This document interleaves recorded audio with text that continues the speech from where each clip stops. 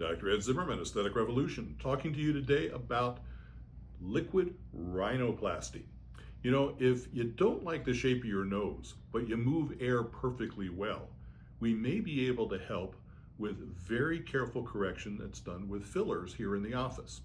There's three basic categories of fillers. For all the first timers and for many of the multi-timers, we're going to use a hyaluronic gel. Hyaluronic gel is the material that's between the cells of all living things. And one of the things about it that's nice for doing noses is it's reversible. Why do we care?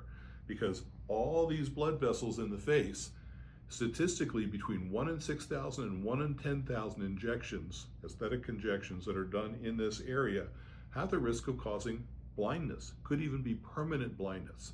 So working with a material that can be instantaneously dissolved or progressively dissolved with an enzyme makes it a safer choice for doing liquid rhinoplasty. Other things that we can do to make liquid rhinoplasty safer is we can look for the vessels in the face so we have an idea of the topography, of the roadmap, you will, of the vessels, because they're not the same in individuals. They're not even the same on either side. The two sides are brothers or sisters, but they're not identical twins. So we may start with looking at the tissue with a particular infrared light source. And we can literally see the vessels, at least the bigger vessels, with this light source. And we can use it while we're doing injections, but it only tells us roughly where the vessels are and doesn't tell us the depth of the vessels and doesn't tell us whether the flow is antegrade or retrograde. Why do we care? Because, well, there's medical reasons why we care a little bit. So we may use something like a handheld ultrasound, where we use some sterile ultrasound gel and we're actually able to look at the vessels and even do our injection under the guidance of the vessel, or under the guidance of the ultrasound, so we can see the vessels and stay away from them. But usually, if we know whether the vessels are left or right, superficial or close to the bone, we can inject pretty carefully. And the first time we're going to be injecting with hyaluronic gel, so we can reverse it easily from our filler crash cart if we notice any blanching, any issues with vision, anything that looks at all suspicious of filler going into an intravascular space where it shouldn't be. So that said, when we talk about doing filler here, there's several other things we're going to consider. For instance, if we're looking at treating the 1 or the 11 or the 111 lines up here in the glabella, that's a place where there's some big blood vessels that come up and split and go in that area. So the supraorbital blood vessels come up. We know about that from when we're doing blepharoplasties, and supratrochlear vessels are there. So we want to be extra careful in those areas. And the other thing is the corrugator muscles and the other 5 muscles in the glabellar area, as they frown in and pull the brows in and down, those muscles need to be at rest, or any filler that we put in under the crevasse gets squeezed out to the edges and it just makes the crevasse look more deep.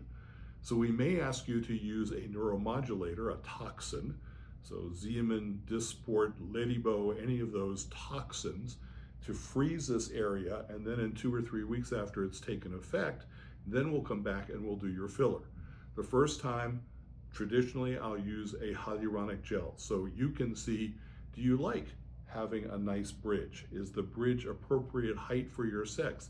The depth of the bridge in women is usually at the medial canthus, and in guys can go all the way up to the brow unless you want to have a Roman nose. So we have to look at your ethnicity, pictures of how you liked your face in the past, because faces change. As we get older, the bony opening that the nose sits in gets bigger and bigger, and so the nose starts to sink in and the tip starts to dip, and the strut, the columella here, loses its ability to hold up the nose. We can strengthen all those with fillers. We can even take variations of the sides of the ala here, and we can correct those so that you don't have as much of a visible opening. So we can structure the nose so that the hump doesn't show as much, the tip is lifted, the ala are more even, and you have a bridge, particularly in the Asian folks who come in who have a very low sitting bridge, Asian or Latin, who have a low sitting bridge and want to have a place to put their sunglasses. And so that's easy and fun to do. Generally, it's going to take 1 or occasionally 2 syringes of hyaluronic gel to do what we need to do. Depends on the size of the nose. If you're a big guy, it might take a little more because we might be blending the deficit over the corrugator muscles and the deficit, the relative deficit in the upper lip area between the vermilion margin and the edge of the ala here and the smile lines and nasolabial folds. So those are all areas that work together. You know, when you paint one wall in a room, the other walls look a little bit shabby. So we may have to eventually pay some attention to the rest of the face. But for doing the liquid rhinoplasty, we're pretty much always going to do the ultrasound evaluation at least once. We can use our infrared light to be able to see what's going on the surface and give us some pointers. And we're going to inject small amounts very slowly in a particular fashion in order to do this. We're not going to put any threads in the nose. Sorry, not here. I personally, as a surgeon, don't think that's necessarily the most opportune way to improve the contour of the nose. It doesn't give me as much control as I would like as I have with fillers. Now, after you've done the hyaluronic gels, and they'll generally last 1 to 2 years in the nose because the nose doesn't get as much movement unless you're really graphic with your expressions. So the gels last pretty well in the nose and gradually go away over 1 to 2 years. Once that tissue has been stretched out and dilated a little bit and we know where the blood vessels are, we may consider putting a longer lasting filler in there. So we have choices for that as well.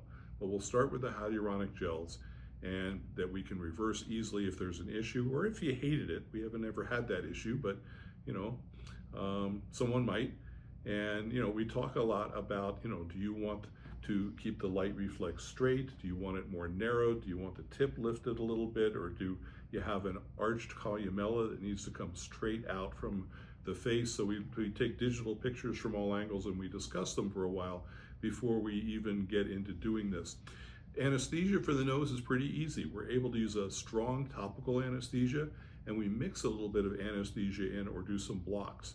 So the nose is a very comfortable area for most people to inject. You wouldn't think so because it's so sensitive, but we have a good time with that. And if you have broken blood vessels on the edge and things like that, we can treat those with our vascular or pigment lasers and light, so we can address a lot of noses. And if they're too big, then it's called a rhinophyma. That's a whole nother video and a whole bunch of fun pictures on the website. So we'll talk about that. But liquid rhinoplasty is something that's great for reshaping a nose so that it looks better on your face. It's more proportional. The nose should be about 1/3 of the face. Here's 1/3, here's 1/3, here's 1/3. The width of the nose should coincide with the width of the chin in women. Guys, the width of the chin is more like the corners of the mouth. So there's lots of variations of proportions and things to consider when you're sculpting a nose with liquid rhinoplasty. That's it for now. Dr. Ed Zimmerman, Aesthetic Revolution Las Vegas, talking about liquid rhinos.